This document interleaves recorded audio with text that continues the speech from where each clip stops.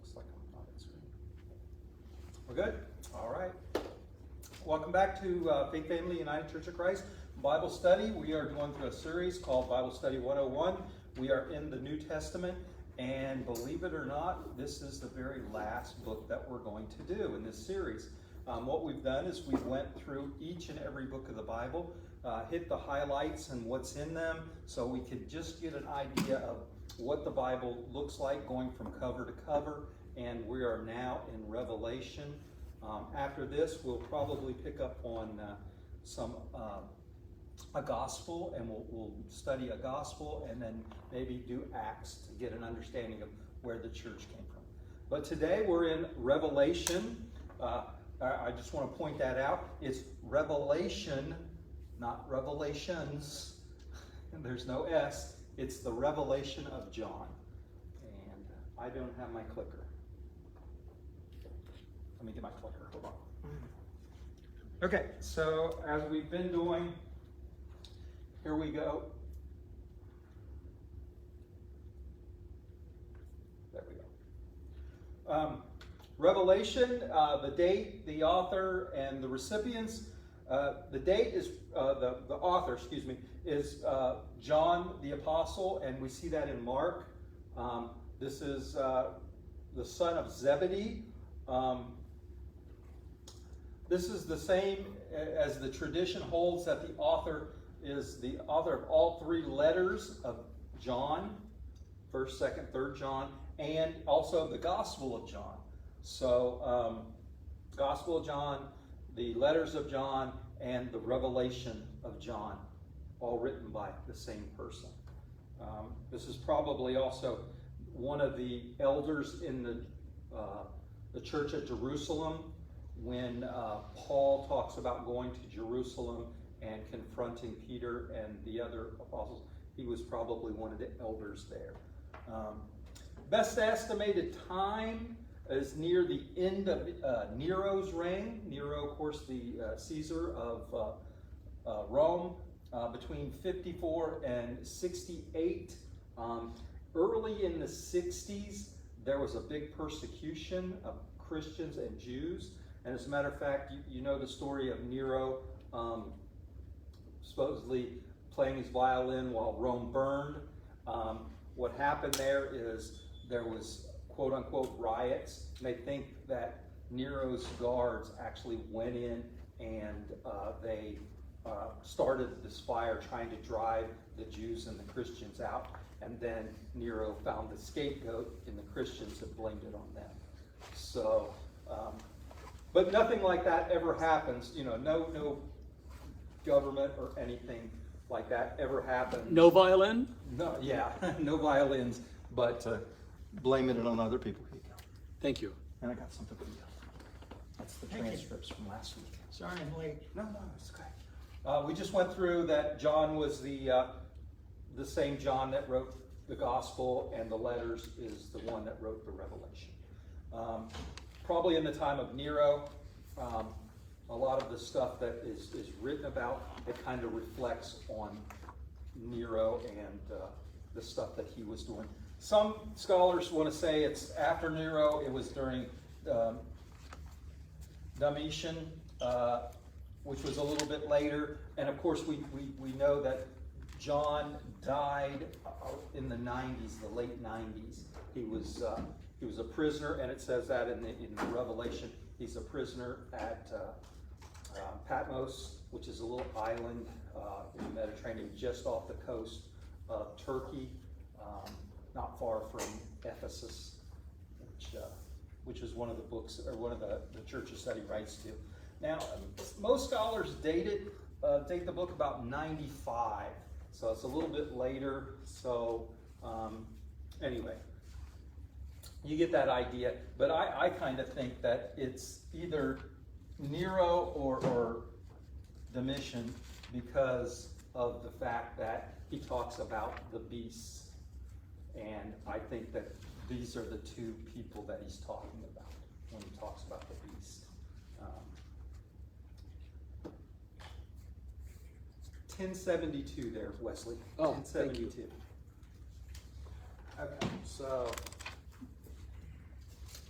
author, date, recipients. At the beginning, we see the 7 churches in the province of Asia.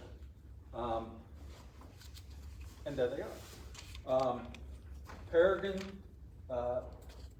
Thyatira, Sardis, Philadelphia, Smyrna, Ephesus, and Laodicea. So these churches here, and you can see here's Patmos right here. This is where he was captive, and this is where he wrote from. So he's writing to these 7 churches.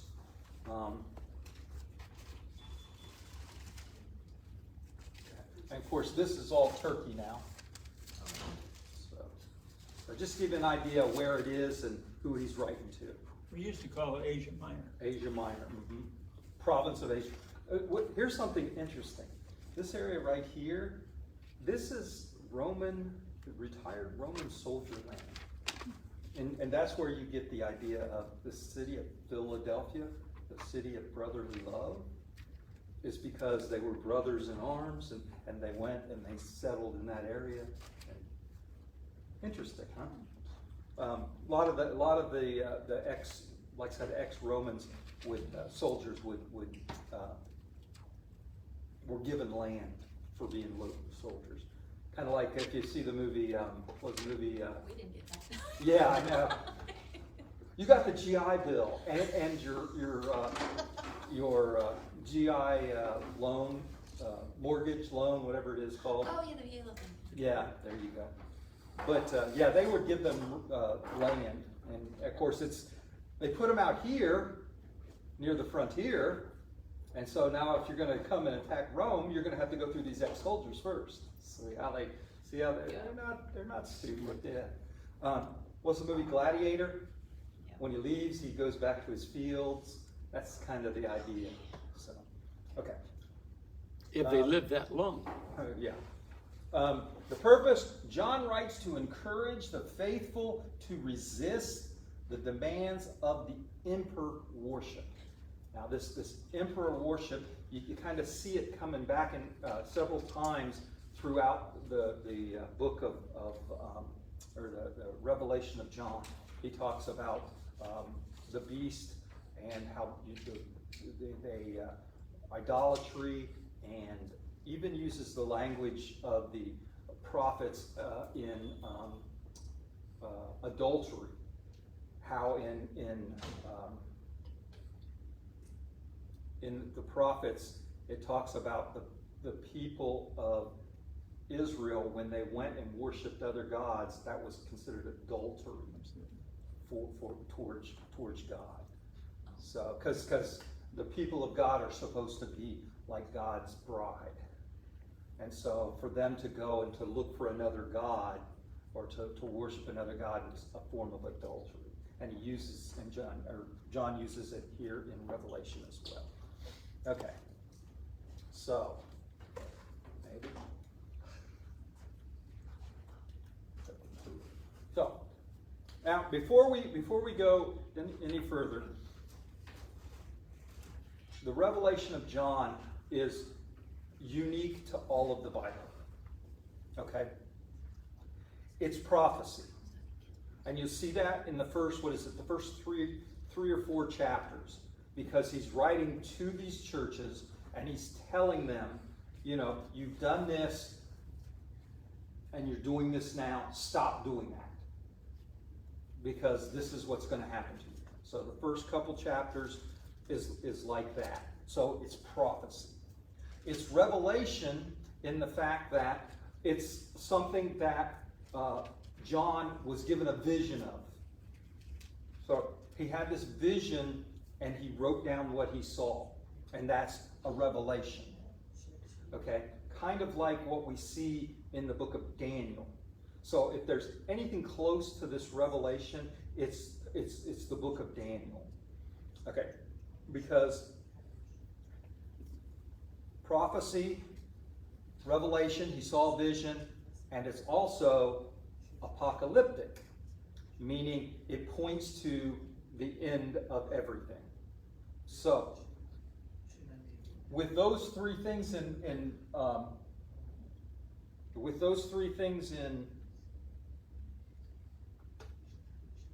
in mind, we have to realize that when we talk about prophecy, there's a lot of symbols in there. In other words, he'll say this, but it doesn't mean that. It's a symbol for something else. Okay?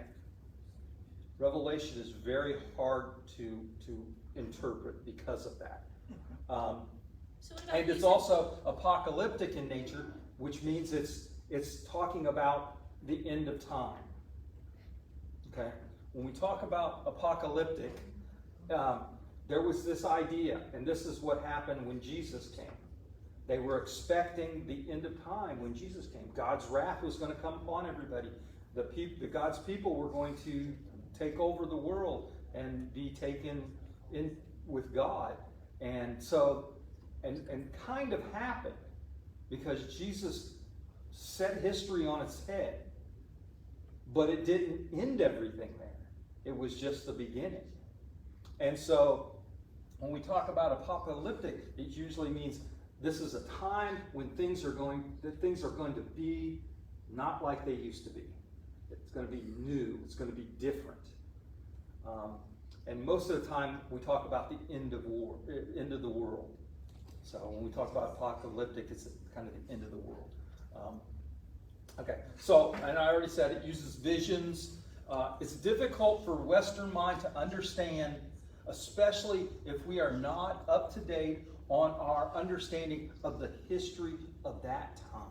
And that is so important because a lot of times when someone prophesies, they're not talking about the future, way in the future. They're talking about what's going on right now. And they have to use this symbolic language because if I come out and say, like people have said today, that who was the Obama. Obama is the Antichrist. Well, guess what? Back then they didn't care. They would come and find you and they'd kill you. Okay, if you said something straight out like that. So you say something in code or in symbols so the people you're talking to understand it and make something happen by it.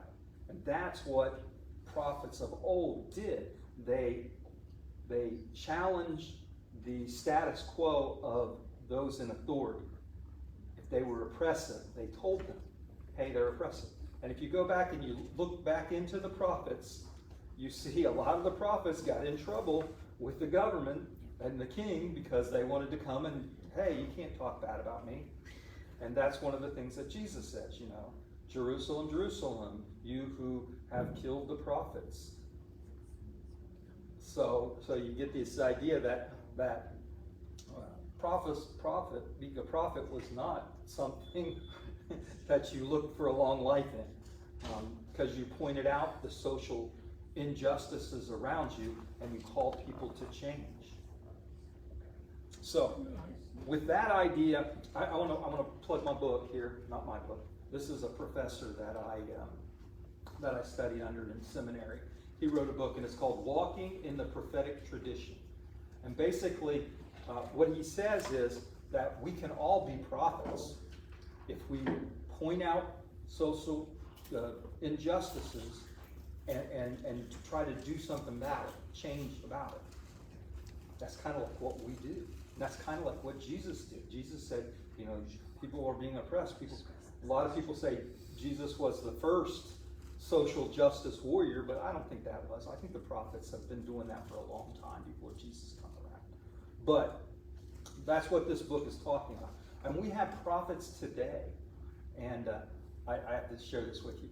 One of the things that we had to do in his class was we had to find a prophet today and write about them and tell how they were, you know, doing prophecy. He gave some examples. He said Bob Dylan. Go listen to Bob Dylan's. He's pointing out the social injustices in his songs, and writing songs about it. So he's making people aware so that people can come together and make those changes. I did it on Sting from the Police. How he some of his songs talking about third world countries and how the injustices there. He wrote a song about Pinochet, and how he was going and killing all the men that didn't follow him. So anyway, so that's the idea behind prophecy. And you see this throughout. And once again, we're talking after the prophecy, you get this symbolic apocalyptic languages. Yes. John made an intentional decision to write it in apocalyptic style. Yes. And I think that's important because he found that to be the most effective way to project his message. Exactly. But we don't really write in apocalyptic style today. No. It really was just back then, and, Yeah. and it preceded John by, maybe 1,000 years. Mm-hmm. Like I said, when Jesus came, they thought that was the apocalypse. This is the end of time, and now we go on to be with God. And so yes, that's interesting. And I don't know if it was John who decided to write it in that fashion, or if it was given to him like that. And you think about it. It's like today. If I want people to know something, am I going to write a book? Probably not. Am I going to pass out flyers? Now, flyers are great and everything, but usually they go from my hand to your hand to the trash can, right? How about the internet? The internet, TikTok. These are the ways to get people's attention. And I tried to explain this to my kids. Movies are what everybody watches now. Everybody watches movies. They don't read books. They don't read the book. They wait for the movie to come out. And you watch the movie. But there's a message behind a lot of these movies. There's a big message behind these movies. And so if you want to get your message out to people, make a movie. And you can put symbols in it and hide things in it so that people are seeing it and they're getting it, but it's kind of subconsciously they are understanding it. And that's kind of like this here. John wrote it in apocalyptic language, because guess what? All the things that were going on in the world at that time, people thought the end was coming. And they were ready to accept that kind of language and that kind of ideas. So that's a good point, Bill. That's a good point that he wrote it in this style, because that's what people wanted to hear. And this got their attention. Okay. And it should get ours. It should. It should.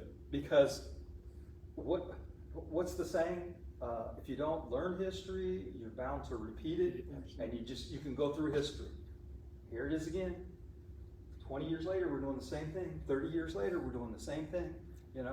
Like our book that we're reading for the book club, that was written in the 50s.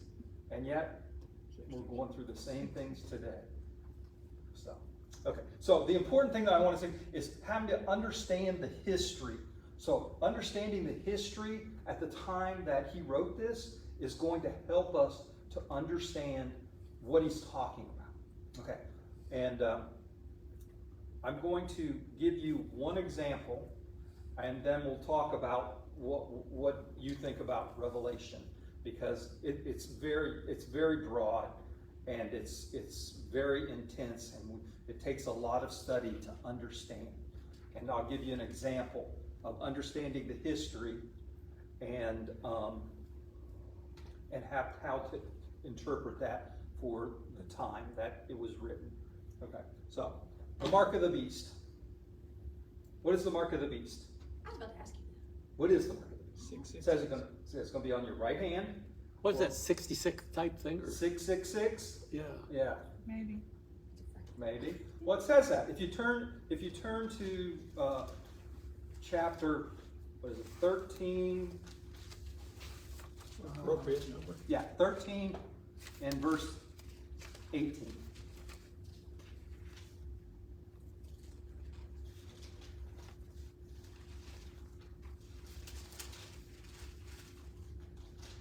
Uh-huh. Anybody there? Calls for wisdom. 13, 18. Okay. Yeah. Okay, so if you 1080 on your Pew Bibles there. You find it, Melissa? The beast out of the earth? Yes. Okay. I was gonna say, I have 13, but it doesn't go to 18. Good morning. 18. Okay. So, it says, in 18, it says, this calls for wisdom. This calls for wisdom.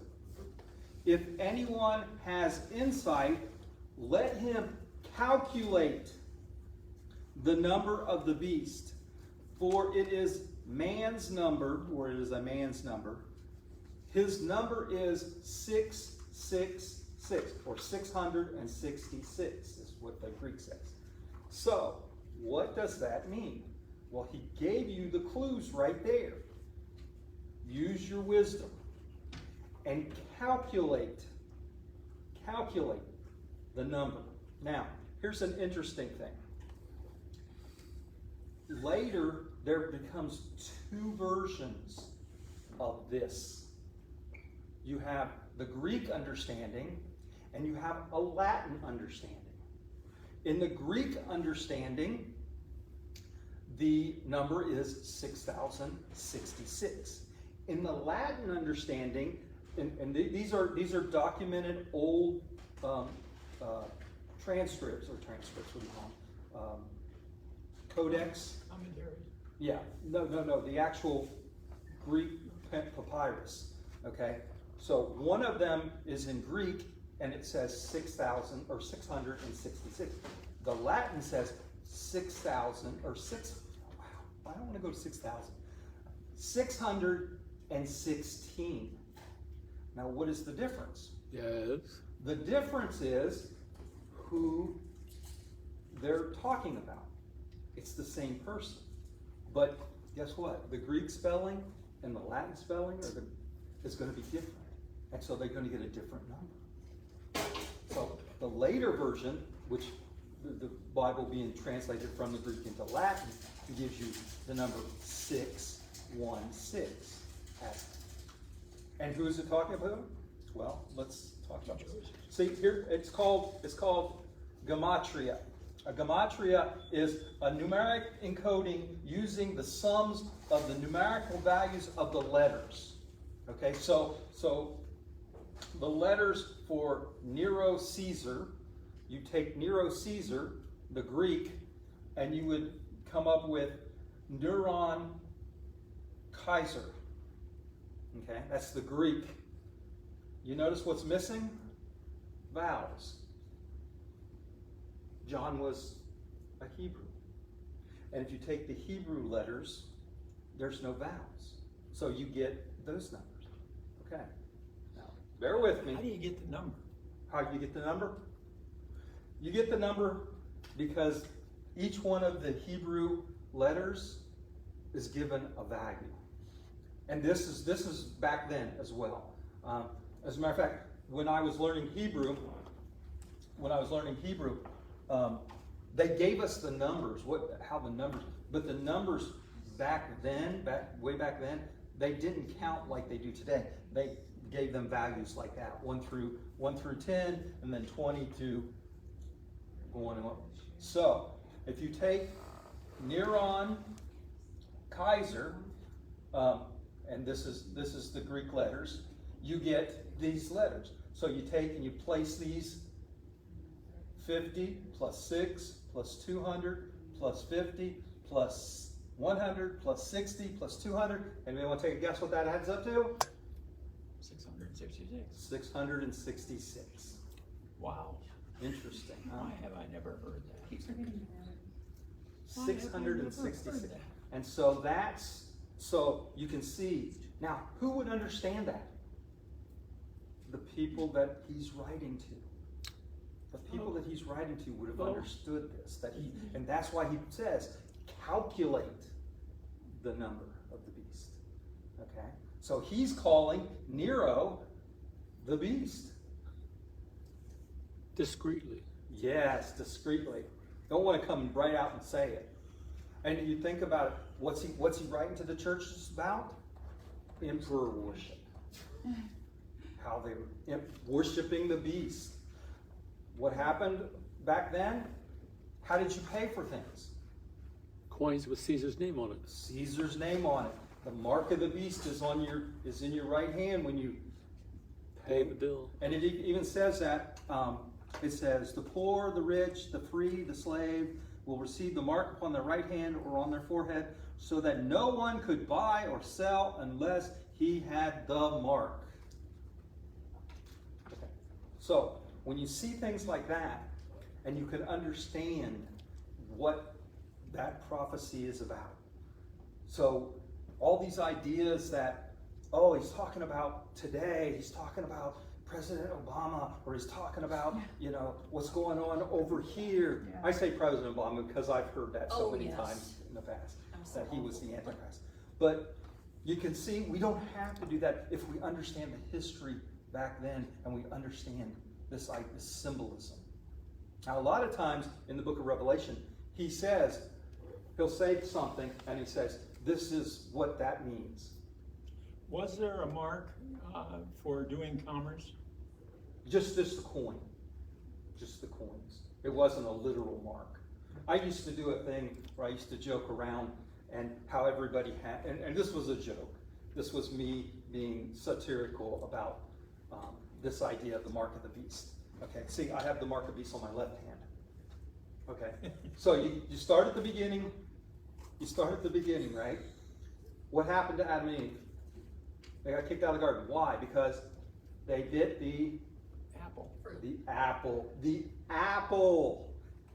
The apple. She doesn't have a phone. So you have an Apple phone? Yes? Yes. Of course. What's on the back of it? No. An apple. The symbol of the beast. Because he tricked Eve into, that's the symbol of the beast. And you carried around on your hand. It's just an apple. I know, I'm joking. But you can see how people take this serious though. There's another one. You know the drink Monster? Mm-hmm. Okay, it's got 3 little slices, right? Okay, if you look at those slices, kind of looks like this. Mm-hmm. That's a Vav. What's the number for Vav? Oh, good grief. 3 or slice, 666. The monster, the beast. As a matter of fact, on the can it says what? Release the beast. Ah! But people take that seriously and say, if you drink that, you're worshiping the beast. And it's like, no, come on. Now you're trying to get things way out of whack. So you have to study the history that is behind this. That's my main point. This is all very new. So my understanding this whole time from Mhm. other people was just that what you're talking about is like a really evil person that's coming, and there's going to be a mark and all that, and that's like futuristic, not present to this. Yeah, right? that's what I'm saying. So this is a lot of totally times, and you go back and you look at a lot of the prophets, they weren't prophesying for way in the future. They were prophesying, they were trying to put about the Right. social injustices. This king is evil. And of course you don't point to this king. And a lot of times the kings understood it. The queen, Jezebel, she understood what was going on.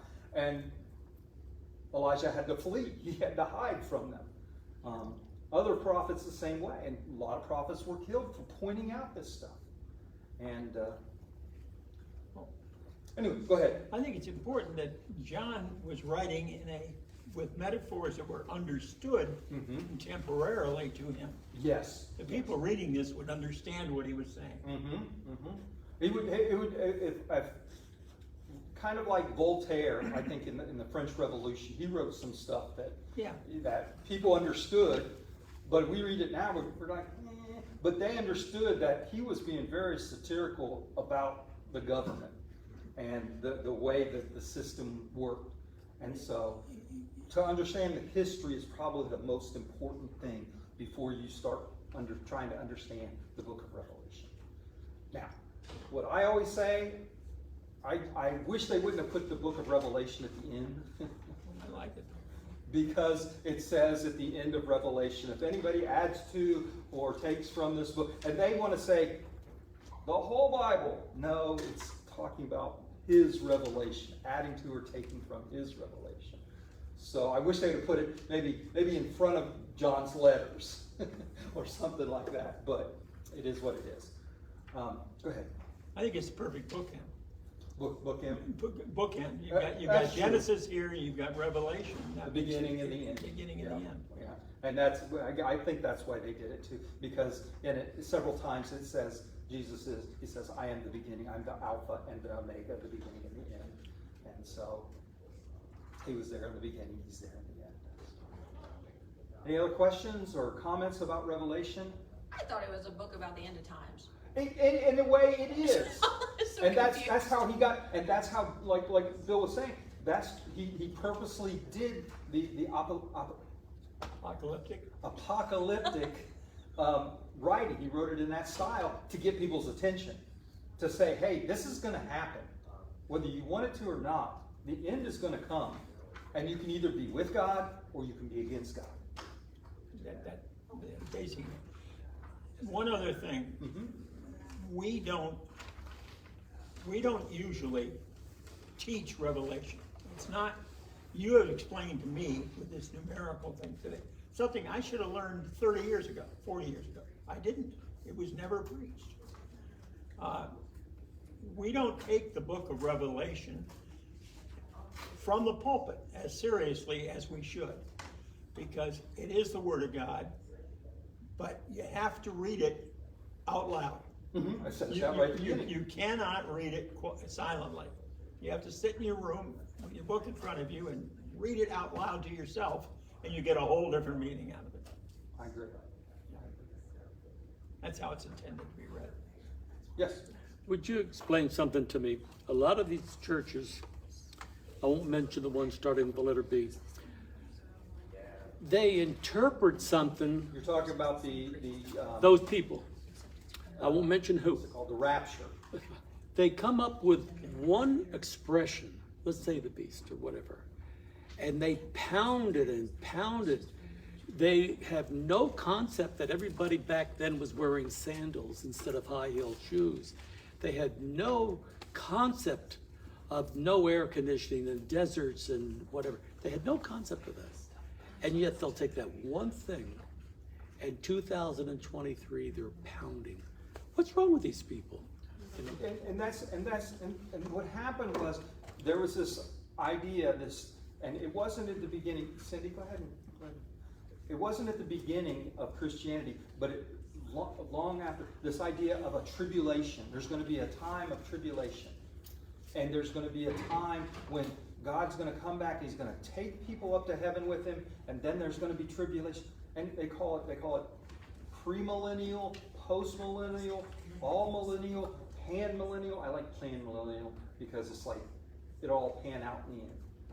So is God going to come and get his people before this long period of tribulation, or is he going to let the people go through the tribulation and then take them to heaven? Is he going to, and like I said it's pan-millennialism. In the end, it'll all pan out, and we'll know. So you're saying nobody knows that, really? Exactly. No, Nobody sure. knows when, or the day or the time. Only God knows. Yes. I just wanted to say that there's a lot of warnings in Revelation about adding to it and taking away from it, but the church has done a lot of harm in saying, preparing you for this instead of preparing you for kingdom living. So instead of being worried about the here and the now, they've made people be fearful of the future. And so I fear that people will be surprised when they get to heaven and they realize that their focus was on the wrong thing. Loving your neighbor, loving each other, building community, living in kingdom living. And this is something that, while it has great value, and I understand the purpose of it, the church has perverted this message into one of fear to provoke a emotional response in people. And so it's a wonderful book, and it's a lot of wonderful allegories and things like that. It's man who's made it Yeah. a book of And- fear, and- rather a book of love that I really feel John intended it to be. And that's why I say, you have to understand the history of when he wrote this. He's not gonna back 2,000 years ago, he's not gonna write about helicopters and airplanes and space travel, because they would look at him and go, what the heck are you talking about? So he's gonna write in words and understandings that people would get. Go ahead, Bill, sorry. Well, no, you're on the mark. I have a favorite passage in Revelation. Let's see it. I do. It's chapter 10, verse 8. Then the voice that I heard from heaven spoke to me once more. Go take the scroll that lies open in the hand of the angel who is standing on the sea and on the land. So I went to the angel and asked him to give me the little scroll. He said to me, take it and eat it. Now, Peterson wrote a great book. The title of it was Eat This Book. And John is saying, read the Bible Yes. and live by it. Not read it, Well, because you read books and you forget them once you put them down. He's saying, Make it part of your Devour life. make it part of you. Devour it. Yes, yes. Consume it. There's Make a it- lot in Revelation. Yes. All right. Thank you, guys. And we're done with our Bible 101. And next year, beginning in January, we're going to start. I want to start with, I'm going to go with Luke, the Gospel of Luke. And we'll go through it, and we'll go a lot deeper than just this surface that we've been doing. And Luke, and then maybe Acts, so we get the Gospel, who Jesus was, and then the book of Acts, which was the beginning of the church, what the church was like at the beginning. So, all right, thanks everybody.